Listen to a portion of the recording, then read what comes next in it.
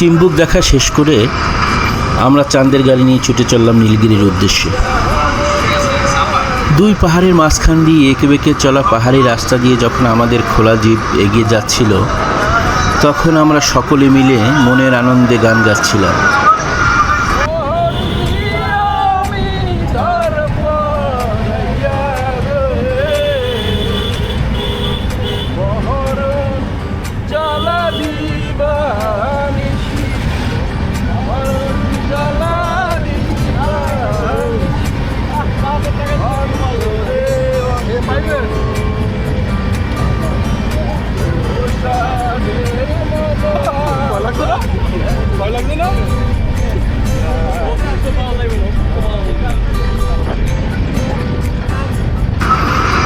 আমরা রাস্তা দিয়ে যখন ডানে বামে তাকাচ্ছিলাম, তখন বুকের মধ্যে কেমন ধকধক করছিল, কারণ রাস্তার দুই পাশ এত খাড়া হয়ে নিচে নেমে গেছে যে মনে হচ্ছিল এই নে বুঝি এখনই পড়ে যাই। আমরা পাহাড় বেয়ে যত উপরে উঠছি ততই এই ভয়টা বাড়ছে।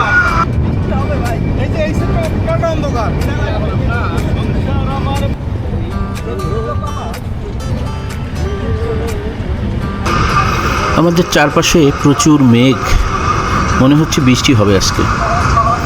যাক, বৃষ্টি হলে ভালোই হবে, কারণ বৃষ্টি হলে পাহাড়ে মেঘের দেখা পাওয়া যায়। দেখি, ভাগ্য ভালো হলে হয়তো মেঘের দেখা আমরাও পাবো। আমাদের সহযাত্রীরা অধীর আগ্রহে বসে আছেন কখন পৌঁছাবেন নীলগিরি। অবশেষে আমরা নীলগিরি এসে পৌঁছালাম। এখানে প্রবেশের জন্য জনপ্রতি আপনাকে 100 টাকা করে টিকিট কাটতে হবে, আর আপনার পার্কিংয়ের জন্য যেই জিপে করে আসছেন সেটা 300 টাকা করে টিকিট কাটতে হবে। আমরা টিকিট কেটে ভিতরে প্রবেশের মুখেই ঝিঝি পোকার ডাক শুনতে পেলাম। ঠিক পূর্ববর্তী পাহাড়গুলোতে যেই ডাকটা শুনতে পেয়েছি, এখানেও সেই একই ডাক। আর প্রবেশের মুহূর্তেই আপনি দেখবেন সারি সারি রঙন ফুলের গাছ। এই রঙন ফুলের গাছ দেখে মনের অজান্তে গেয়ে উঠতে ইচ্ছা করবে, মধুমালতী ডেকে আয় ফুল ফাগুনের খেলায়, মধুমালতী ডেকে আয়।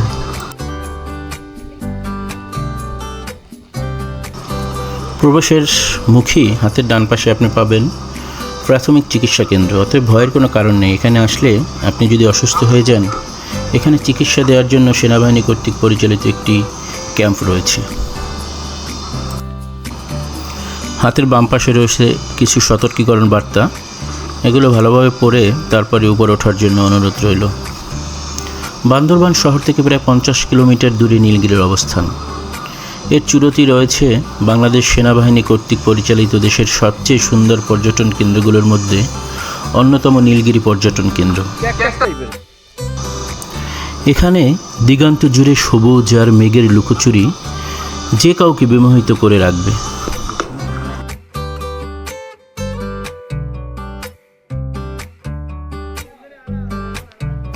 আপনাদের ছবি তোলার জন্য চমৎকার একটি জায়গা কর্তৃপক্ষ করে রেখেছেন। আপনারা এখানে বসে চাইলে সেলফি তুলতে পারেন, গ্রুপ ছবি তুলতে পারেন।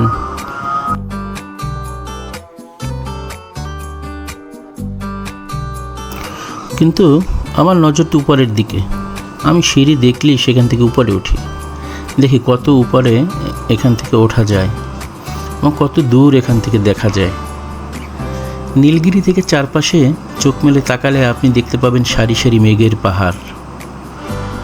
আকাশ পরিষ্কার থাকলে আপনার চোখে পড়বে বগা লেক এবং দেশের 5ম সর্বোচ্চ পাহাড় কেওক্রাডাং ও বিখ্যাত সাঙ্গু নদী। তবে আজকে প্রচুর মেঘ থাকায় খুব বেশি দূরে আমরা দেখতে পাচ্ছি না। মেঘ না থাকলে হয়তো আপনি একদম ক্লিয়ার সব কিছু দেখতে পারবেন। আরেকটি স্পট ছবি তোলার জন্য। আপনি যত সামনে যাবেন ততই বিমোহিত হবেন। এত সুন্দর দৃশ্য এর আগে আমি কখনো দেখিনি, অসম্ভব সুন্দর। আরেকটি ভিউ পয়েন্ট দেখেন, এখান থেকে একদম কত দূরে সাঙ্গু নদী দেখা যায়, কিন্তু ক্যামেরায় দেখা যায় কিনা বোঝা যাচ্ছে না। আমি কিন্তু খালি চোখে ঠিকই দেখতে পাচ্ছি।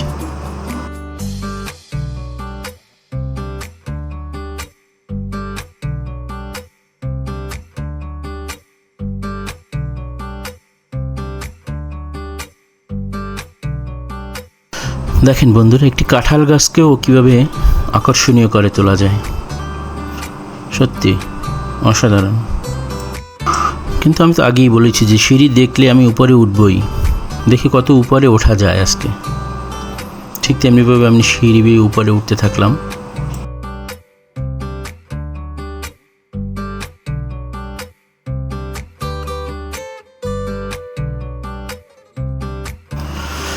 উপরে ওঠার পরে এখানে রাত্রি যাপনের জন্য বেশ কয়েকটি কটেজ আমি দেখতে পেলাম। খোঁজ নিয়ে জানলাম যে এগুলো বাংলাদেশ সেনাবাহিনী কর্তৃক পরিচালিত, এবং এখানে যদি আপনি থাকতে চান কিংবা রাত্রি যাপন করতে চান, সেই ক্ষেত্রে শ্রেণীভেদে এখানে 4,000 থেকে 15,000 টাকা পর্যন্ত ভাড়ার রুম পাওয়া যাবে। তবে অবশ্যই আপনাকে সেনাবাহিনীর কোনো ঊর্ধ্বতন কর্মকর্তার রিকমেন্ডস এখানে লাগবে। তবে নিরাপত্তা নিয়ে কোনো চিন্তা নেই, কারণ যেহেতু সেনাবাহিনী কর্তৃক পরিচালিত, তাই নিরাপত্তার কোনো অভাব এখানে আপনি পাবেন না। আমি এখন দাঁড়িয়ে আছি নীলগিরির আরেকটি সাইন, যেখানে দাঁড়িয়ে মানুষ ছবি তুলে। এটা মূলত বান্দরবানের যে একটি ম্যাপ, সেই ম্যাপের আকারে পাথরের উপরে তৈরি করা হয়েছে।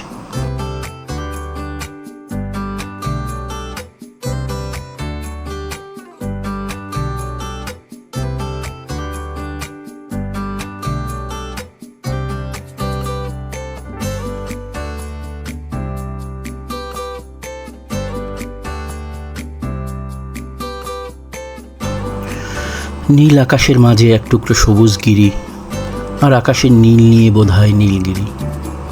এতক্ষণে আমরা নীলগিরি নামের সার্থকতা খুঁজে পেলাম। যদিও সমুদ্রপৃষ্ঠ থেকে 2200 ফিট উপরে, তারপরও এই উচ্চতায় যদি আপনার মেঘ ছোঁয়ার ইচ্ছা থাকে, তাহলে নীলগিরি আপনার সেই ইচ্ছা পূরণ করবে। আর যদি সম্ভব হয়, এখানে এই যে কটেজগুলো আছে না, এই কটেজগুলিতে এক রাত থাকবেন, কারণ এই স্মৃতি হয়তো আপনি আপনার জীবনে আর কখনো ফিরে পাবেন না। তাই আমার অনুরোধ থাকবে, যদি সম্ভব হয় এক রাত এখানে থেকে পাহাড়, মেঘ এবং ভোরের সূর্যোদয় উপভোগ করবেন এখানে বসে বসে, আর হাতে এক কাপ চা নিয়ে ওই দূরে যে সাঙ্গু নদী দেখা যাচ্ছে, পাহাড়ের উপর দিয়ে নিচে আবার কখনো বা উপরে উঠছে, ওইটা দেখবেন। সত্যি অসাধারণ এক স্মৃতি হয়ে থাকবে আপনার জীবনে। কত সুন্দর এই সৃষ্টি আল্লাহ যে করেছেন, পাহাড়ে না আসলে আপনি বুঝবেন না, অসম্ভব সুন্দর। এখানে বসে যদি আপনি এক কাপ চা খান, আমার মনে হয় আপনার মন ভালো হয়ে যাবে। কিন্তু আমাদের আর এখানে বসে চা খাওয়া হয়নি, কারণ চারিদিকে প্রচুর মেঘ, সম্ভবত বৃষ্টি আসবে। তো বৃষ্টি আসার আগেই আমাদেরকে একটি সেফ জোন খুঁজে নিতে হবে, যেখানে দাঁড়ালে বৃষ্টিতে ভিজব না। দেখি কোথায় গিয়ে দাঁড়ানো যায়। নীলগিরি তার রূপের পশরা সারা বছরই মেলে ধরে রাখে। এক এক সময় এক এক রূপ আপনি এই নীলগিরিতে দেখতে পাবেন। যেমন আপনি যদি এখানে রাত্রি যাপন করেন, সেক্ষেত্রে সকালে উঠে সূর্যোদয় কিংবা মেঘের ভেলার খেলা আপনি এখানে দেখতে পাবেন। তেমনি বিকালের সূর্যাস্ত কিংবা জ্যোৎস্না রাতের মায়াময় চারপাশ আপনাকে মুগ্ধ করবেই। এখানে একটি দূরবীন রয়েছে, যেটা দিয়ে যদি আকাশ পরিষ্কার থাকে, তাহলে আপনি কেওক্রাডাঙের চূড়া দেখতে পাবেন। দুপুর গড়িয়ে বিকেল হলে দেখলাম অন্য এক রূপ। প্রথমে দেখলাম পাহাড়ের ফাঁকে ফাঁকে সবুজ গাছগুলোর মধ্য দিয়ে ধোঁয়া উঠছে। আমরা ধোঁয়ার কারণ অনুসন্ধান করার চেষ্টা করলাম, কিন্তু কিছুক্ষণ পরে যা দেখলাম তা আমাদের বিস্ময় আরও বাড়িয়ে দিল। কুণ্ডলীগুলো আসলে ধোঁয়া নয়, মেঘ। সবুজ গাছের মধ্য থেকে হালকা হালকা ধোঁয়াগুলো যখন একটু দূরে গিয়ে জড়ো হলো, তখন সেগুলো খণ্ড খণ্ড মেঘের রূপ পেল। সত্যি অভূতপূর্ব দৃশ্য। তাই মেঘের ভেলায় যদি ভাসতে চান, প্রকৃতির স্নিগ্ধতায় যদি অবগাহন করতে চান, সাদা সবুজ নীলের সঙ্গে যদি লুকোচুরি খেলতে চান, ঘুরে আসুন বান্দরবানের নীলগিরি থেকে। আপনার চোখ আজীবন বাঁচবে বিস্ময় নিয়ে।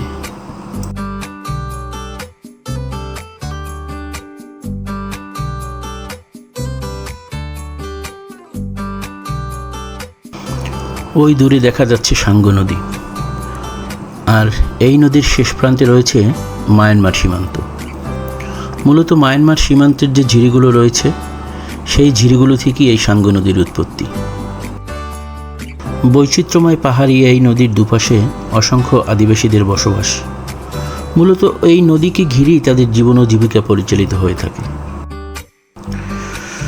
শীতকালে এই নদীর স্রোত অনেকাংশই ম্রিয়মান থাকে, কিন্তু বর্ষাকালে নদীটি একদম তীব্র আকার ধারণ করে। সাঙ্গু নদীর দুই তীরের পাহাড়, বন, নদী ও ঝর্ণার সৌন্দর্য যে কোনো পর্যটককে বিমোহিত করবে। পাহাড় যে ক্ষণে ক্ষণে রূপ বদলায়, এটা প্রমাণের জন্যই আকাশ ভেঙে বৃষ্টি শুরু হলো।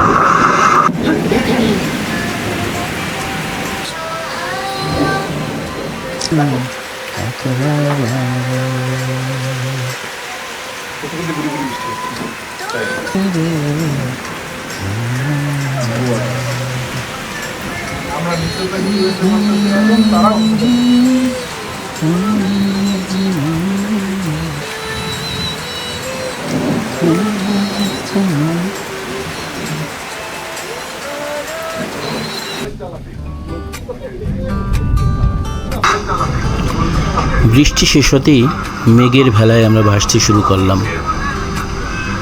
মেঘের ছোঁয়ায় সারাদিনের ক্লান্তি ভুলে সারা গায়ে মেঘ লাগিয়ে মেঘ স্নান করতে লাগলাম।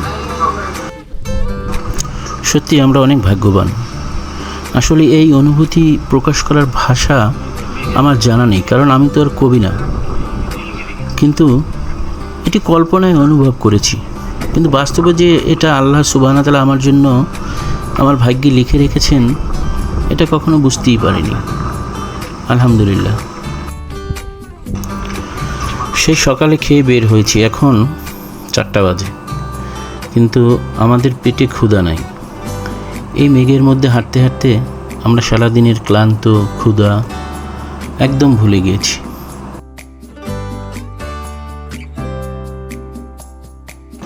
পাহাড়ের চূড়ায় দাঁড়িয়ে মনে হয় এই বিশাল পৃথিবীতে আমরা কতটা ছোট আর প্রকৃতি কতটা মহান।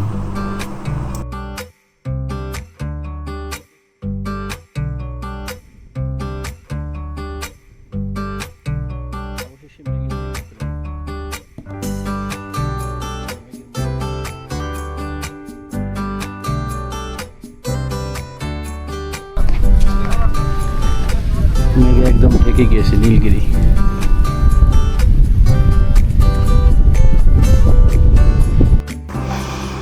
মনে হচ্ছে বৃষ্টিতে একদম সব ক্লান্তি ধুয়ে নিয়ে চলে গিয়েছে। সত্যি অসাধারণ।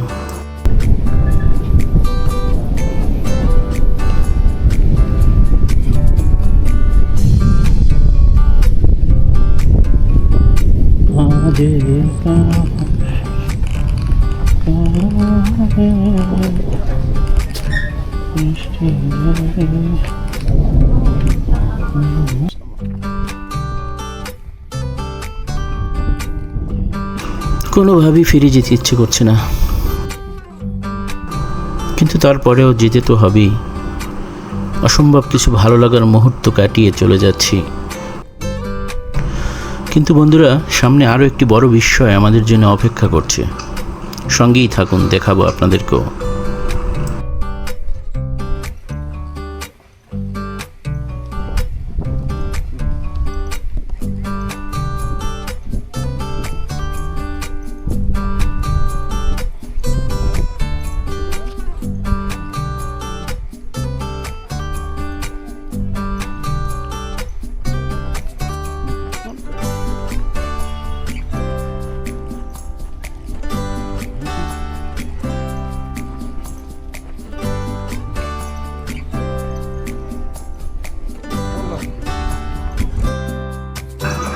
কি বন্ধুরা, দেখতে পাচ্ছেন কি অনেকগুলো গাড়ি?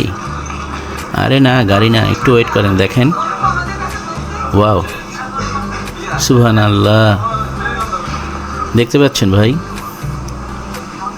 একদম তুলার মতো কি এগুলো ভাসছে পাহাড়ের বুকে। মেঘ মেঘ মেঘ দেখতে পাচ্ছেন, মেঘ কত সুন্দর, তাই না? তো অসম্ভব ভালো লাগা যে কাজ করছে, আমি কোনোভাবে আপনাদেরকে বোঝাতে পারছি না, সত্যি অসাধারণ।